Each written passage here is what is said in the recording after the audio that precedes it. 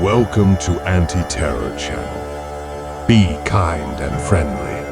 The ancient Chechens are here. Stop being Arab and go back to your own roots.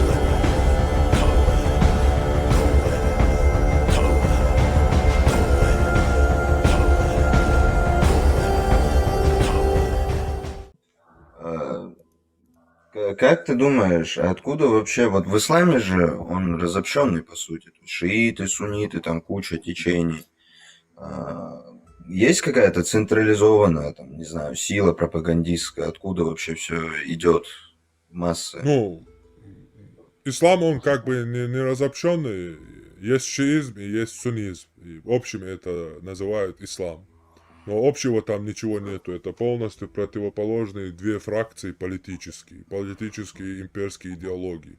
Шиизм это персидская имперская идеология.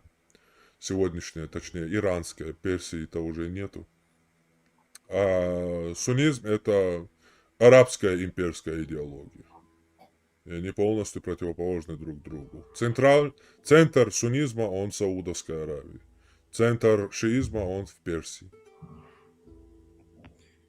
Ну, опять же, Саудовская Аравия, она же там еще претендует, там, типа, на наследника халифата, там, какого-то арабского. Саудовская Аравия, ее же не было, по сути, до вот 50 лет назад. Ее создала Америка, чтобы нефть из нее качать.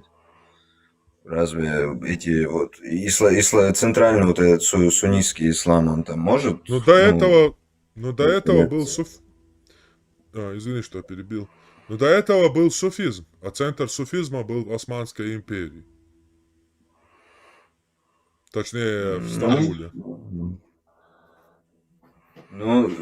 Тогда скорее центр суннитского ислама, это скорее Стамбул на сегодняшний день. Нет, на сегодняшний день нет уже. Все, он проиграл.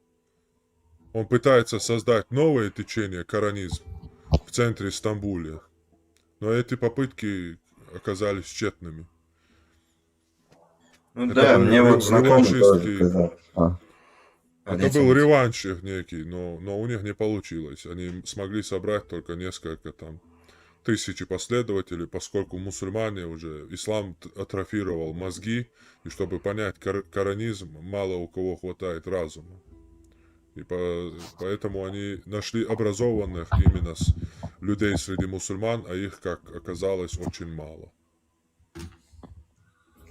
Ну да, есть такое, есть такое. Просто у меня вот знакомый казах, он сам тоже вот антиисламист, язычник.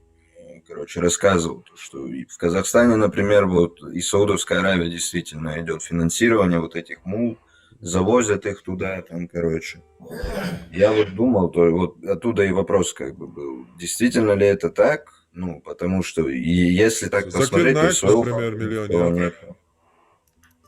Ну да, но он же индус, по-моему, и пакистанец. Да, Ой, да, ну он его. миллионер, его Саудовская Аравия спонсирует. Ну да, вот и Ну, считаю, арабы, вот они, говорим, а- ну, они древние торговцы, арабы, они очень хорошо знают, куда надо инвестировать. Они инвестировали в одного Закира Найка, а теперь в отместку получают миллионы и миллиарды от многих индусов, пакистанцев, которые после пропаганды Закира Найка поехали туда на хадж. Они знают, куда надо инвестировать. понятно, я вижу, да.